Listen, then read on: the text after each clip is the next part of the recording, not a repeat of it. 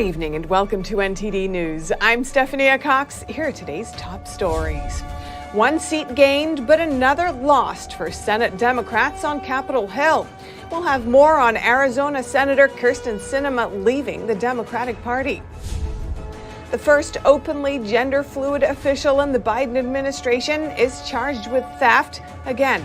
The accusations are of stealing suitcases at two major airports. We examine the prisoner swap that freed WNBA star Brittney Griner with analysis from a retired Army colonel and former DoD cybersecurity director. The former CEO of Parler tells us what the release of part 2 of the Twitter files means. He says Twitter's actions might have cost lives in some cases, and former President Trump's response to the latest revelations. And a nonprofit group has discovered 2 police outposts in the U.S. with ties to the Chinese Communist Party. Why are they there, and what are they doing?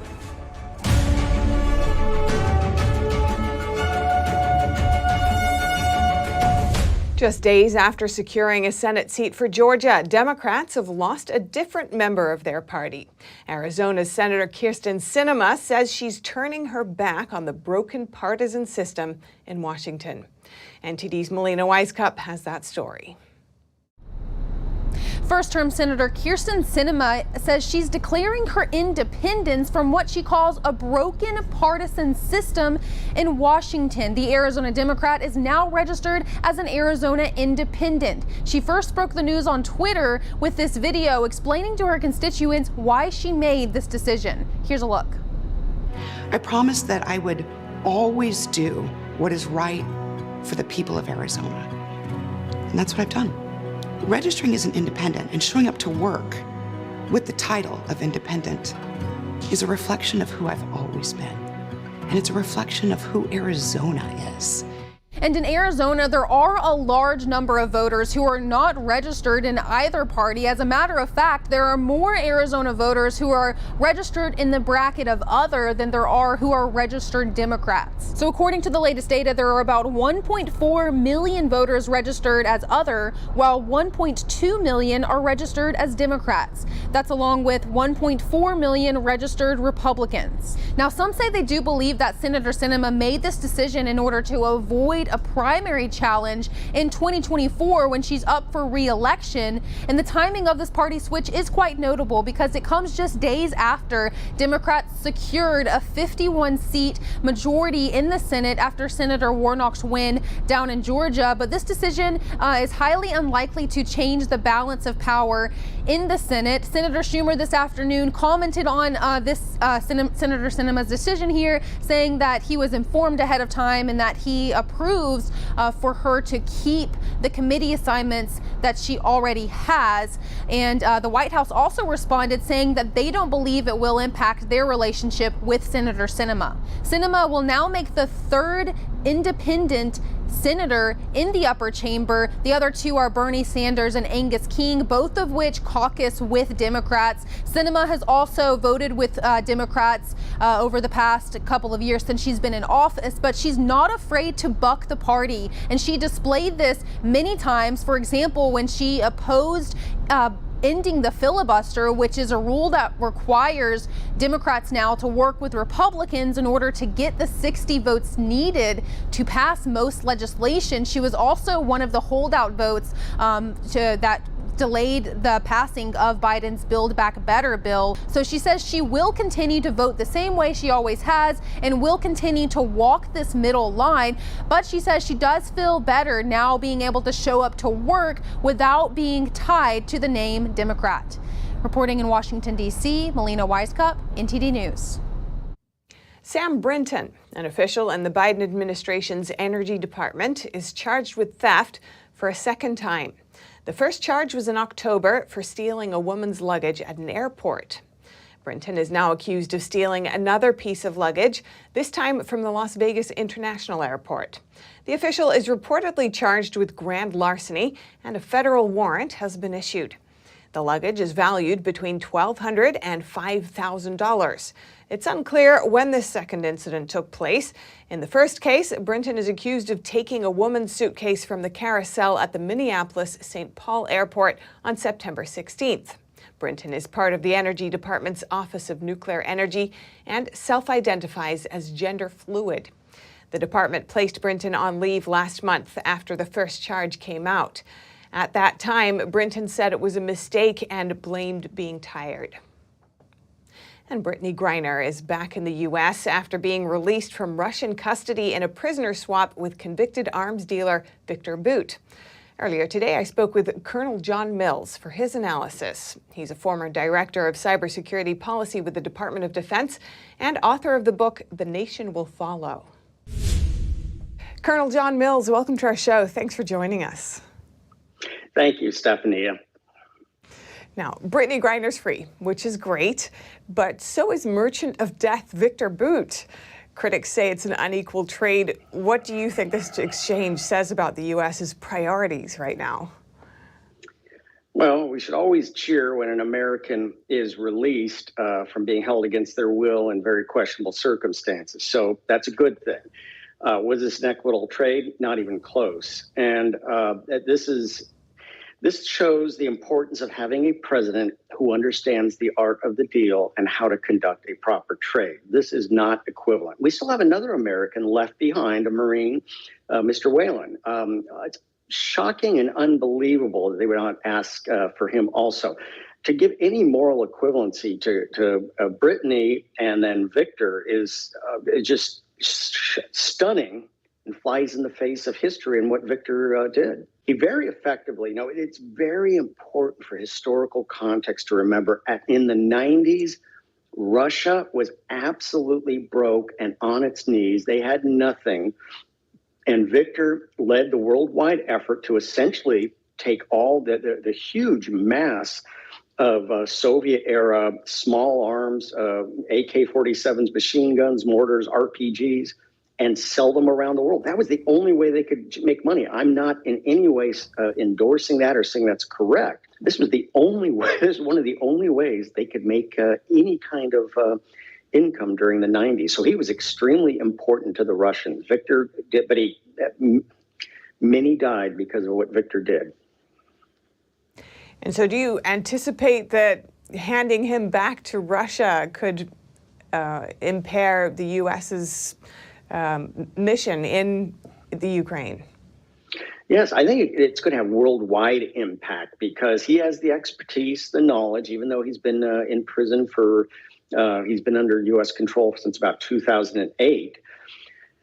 He has the knowledge. He created a mini, I apologize for saying this, Air America, Air Russia, where he took a lot of old Russian planes and were flying these arms all over the world to support those willing to pay for them.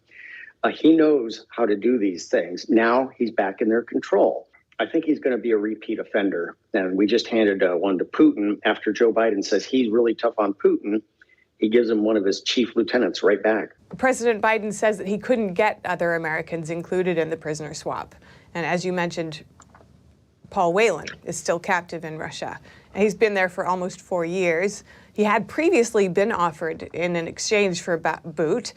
Whealan and his family say that while they don't begrudge Griner, they're also disappointed in the situation. What's your take on this? Well, if Mr. Biden says he just couldn't make it happen, I think he needs to go back and take another course in negotiations. He's the president of the United States. He is sworn in as the president of the United States. We expect a little harder try. He has a lot of tools in the toolkit but again, he does not, and the Obama team clearly did not understand the art of the deal and how to handle these complex negotiations. And it's a callousness and a lack of interest and a lack of care. And say, I just couldn't get Mr. Whealan in this trade. Well, try harder, Mr. Biden. So what do you think he could have done? What would have worked? I think there's a lot of energy deals that he could have dealt, been part of it. Financial controls. We have so many sanctions you can't even count them on on Russia. We could have talked about potentially lifting some of the lightest and tangential sanctions. All sorts of things, because I mean, we really and again, I'm not endorsing. I think Putin has clearly been the aggressor. Russia has clearly been the aggressor, but there is a lot of things that he could have handed back just nominally that would have been very marginal and gotten Whealan back. So I apologize. I don't buy this that he couldn't do that. They've shown. I mean, the 2014 Obama trade with Bo Bergdahl was horrible, but this happens continually. The Obama Biden team, it's too hard, it's too difficult. We can't get Americans back, and President Donald J. Trump showed it over and over again. Getting Americans back was a priority, and he would personally get involved. And I think, given a second term, I think he would have been very likely been able to get Mr. Whealan back. All right, Colonel John Mills, former DoD Director of Cybersecurity Policy and the author of The Nation Will Follow. Thank you so much for your time. Thank you, Stephanie. Always an honor to be on your show. And Elon Musk has weighed in on the swap, tweeting today that you should never leave a Marine behind. Never. In a comment on another's tweet on the topic. Whealan has about 12 years left in his 16-year sentence. And after revealing the second part of the so-called Twitter files, Musk says Twitter even shadow banned political candidates. We hear from an expert who says Twitter's actions might have cost lives in some cases. On Thursday night, journalist Barry Weiss, with the support of CEO Elon Musk, revealed how Twitter employed so-called shadow banning to reduce the visibility of tweets from conservative users. Mark Meckler is the former interim CEO of social media company Parler and the president of Convention of States Action. He tells NTD that he thinks every conservative experienced Twitter censorship in one way or another. In Thursday's release of the Twitter files, Weiss presented evidence that, among other things, Twitter had censored medical information surrounding the CCP virus. Meckler says this had severe consequences. Twitter is responsible for the deaths of a lot of people. They suppressed good medical information. They suppressed information, for example, about hydroxychloroquine and about other remedies that potentially could have helped people to survive this disease. And as such, I would say they're responsible for a lot of deaths. This is a very evil thing we're seeing here. After this latest round of tweets, one user asked, were any political candidates, either in the U.S. or elsewhere, subject to shadow banning while they were running for office or seeking re-election? To which Musk replied, yes. So does that amount to election interference? I would call that actually an unreported in-kind contribution to a candidate. If you're able to remove a candidate from the speaking sphere, from the public square, that actually benefits the opposition candidate. And I think you could argue effectively that's essentially a contribution to the opposing candidate. Some users are now saying Twitter CEO Jack Dorsey lied in a tweet back in 2018 when the company was accused of shadow banning certain accounts. Back then, Dorsey tweeted, "We don't shadow ban, and we certainly don't shadow ban based on political viewpoints." Meanwhile, in other Twitter news, on Thursday, 3 members of the company's Trust and Safety Council quit, citing disagreement with Musk's definition of digital safety on the platform. And 2 women are suing Twitter. They say more women than men were let go during Musk's recent mass layoffs, which they call discriminatory. Reporting by Ariane Pazdar, NTD News. And former President Trump also responded to the information in the latest Twitter files. Here's what he posted on Truth Social earlier today. The Twitter releases are a revelation in that they show that the 2020 presidential election was rigged and stolen. What everyone is really waiting to see, however, is the Twitter information and thought process leading up to the time of the so-called election and ultimately deplatforming of the President of the United States. Big moment in history. And this just in, Twitter Files Part 3 dropped just moments before our show started. It covers the decisions that led to the removal of Trump from the platform, spanning October 2020 and January 6, 2021. More details are to follow over the weekend, and we'll keep you up to date on this developing story. And turning now to a nonprofit group that has identified 2 more police stations in U.S. cities with ties to China's communist regime. The newly identified sites are among more than 100 police outposts that are spread out across 53 nations. NTD's Arlene Richards reports. A nonprofit group has discovered 48 new overseas police stations worldwide with ties to China's communist regime, 2 of them in the U.S. Where? In Los Angeles and New York City. Safeguard Defenders, a nonprofit organization, reported the findings in a recent updated report. The update identifies 102 total stations internationally. The report found the regime began setting up the stations in 2016. The reason? The group's campaign director, Laura Harth, told CBC News the facilities are part of a transnational repression network. These stations have been established by at least 4 local public security bureaus back in China, the 4 we identified, but building on a pre-existing network of United Front Work organizations. The United Front Work Organization is an agency in China that works to advance the regime's interests abroad. For example, they spread propaganda, conduct foreign influence operations, and help transfer technology to communist China.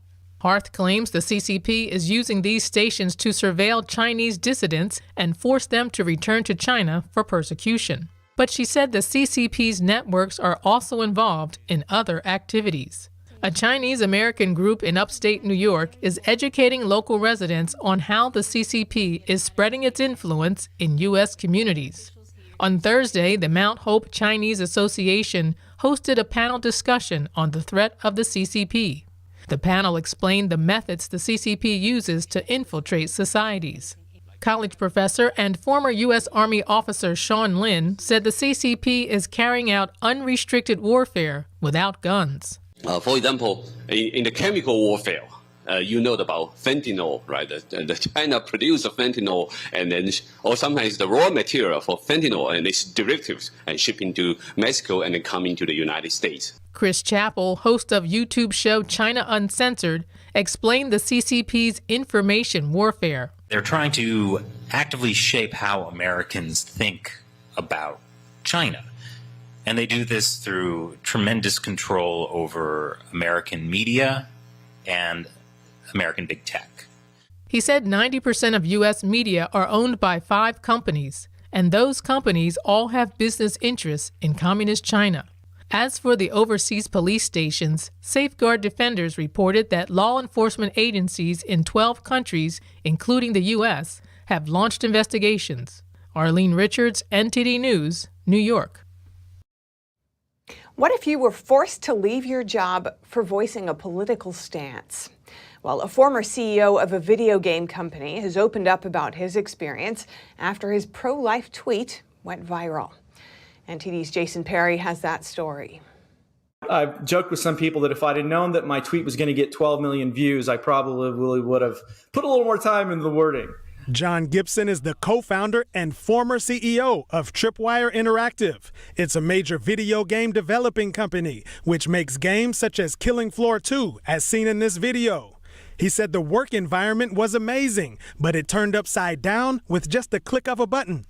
In September 2021, Gibson tweeted the following: "Proud of the U.S. Supreme Court affirming the Texas law banning abortion for babies with a heartbeat. As an entertainer, I don't get political often, yet with so many vocal peers on the other side of this issue, I felt it was important to go on the record as a pro-life game developer."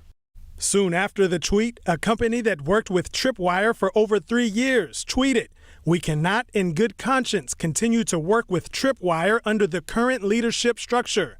We will begin the cancellation of our existing contracts effective immediately." And then a group of staff at his own company refused to work with him again. Because of that, I had to leave my role as CEO, and eventually we had to sell the company because the challenges of coming back with some folks that didn't want to work with someone with a different viewpoint than them was more challenging than some of the other owners of the company wanted to deal with. But he explained that problems happened for other people as well. A certain game developer who was pro-abortion received death threats for his stance. I say, do talk about politics and religion. We are in a situation, I believe, a very challenging time in our country where in the past, when things have gotten this difficult, it usually resulted in a war. You know, those questions were answered with bullets, bombs, and guns. And I think it's better if we talk about it. It's better if we have discourse. It's better if sides with very, very strong feelings and very challenging viewpoints can come together and find common ground or compromise without hyperbole and rhetoric and violent threats and trying to push people out of their jobs. I don't think that's the right way to do it. Jason Perry, NTD News. And if you have any news tips or feedback for our show, you can email us at eveningnews@ntd.com. And coming up, a court battle over parental rights, blood transfusions, and the COVID-19 vaccine. The parents of a baby lose their medical custody because they don't want their son to get blood from vaccinated donors. And at the unpredictable World Cup, another stunning loss. See which heavily favored country went down on penalty kicks. That and more coming up.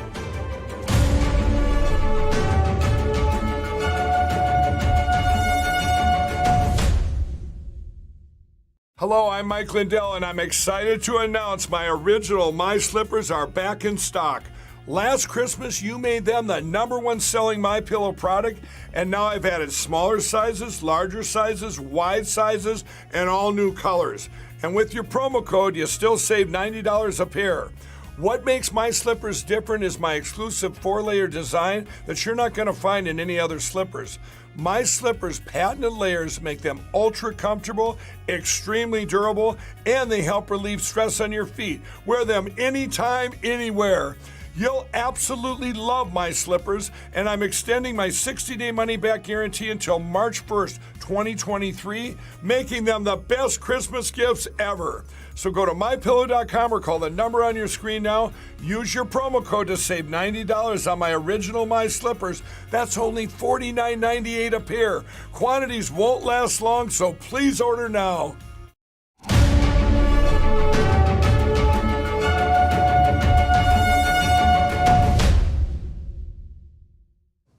In New Zealand, the country's High Court on Wednesday temporarily stripped the parents of a sick infant of their medical custody. This came after they refused to allow the baby to receive blood from donors who had received the COVID-19 vaccine. Their 4-month-old son was diagnosed with a serious condition and needs open heart surgery to allow blood to circulate properly throughout his body. The parents refused blood transfusions from vaccinated donors. They said they're concerned about blood that was, quote, tainted by the COVID vaccines. Over 20 unvaccinated donors were already standing by, ready to donate. But New Zealand's health system said it doesn't permit directed donations. The authorities also claimed the vaccines haven't caused any known harmful side effects with blood transfusions. Health authorities will have medical custody over the baby until he recovers from the surgery. And now over to sports news. Here's NTD's Dave Martin with today's top stories. Thank you, Steph. Brazil is out of the World Cup. The 5-time champions lost to Croatia in a penalty shootout today in a surprising upset. The game was knotted at 1 after extra time, but Croatia converted their first 4 penalties to win 4-2. With the win, Croatia advances to the semifinals, while heavily favored Brazil and superstar forward Neymar are out of the tournament. Neymar did manage to tie the great Pelé, though, with his 77th career international goal, for the most in Brazil's storied history. The goal came at the end of the first half of extra time to temporarily give his team the lead, but Croatia struck back in the 117th minute to send the game to penalty kicks. And in college football news, USC star quarterback Caleb Williams picked up some hardware Thursday, winning not only the AP's Player of the Year, but also the Walter Camp Player of the Year award. Williams, who transferred from Oklahoma, along with head coach Lincoln Riley, led a resurgent USC team to an 11-2 record, while throwing for more than 4,000 yards and leading the country with 37 touchdown passes. Now, neither award is as big as the Heisman Trophy, but they're a strong indicator of who will win. Williams, along with Ohio State quarterback C.J. Stroud, TCU quarterback Max Duggan, and Georgia's quarterback Stetson Bennett are the 4 finalists. The winner will be announced Saturday night. And for your sports viewing schedule tonight, 10 NBA games are on tap, including a matchup between the top 2 teams in the Western Conference as the New Orleans Pelicans host the Phoenix Suns. And for you hockey fans, the NHL also has a 10-game slate prepared featuring the Buffalo Sabres and center Tage Thompson, fresh off his 5-goal performance against Columbus, hosting the Pittsburgh Penguins. And that's all for your sports news today. Back to you, Steph. Thanks, Dave.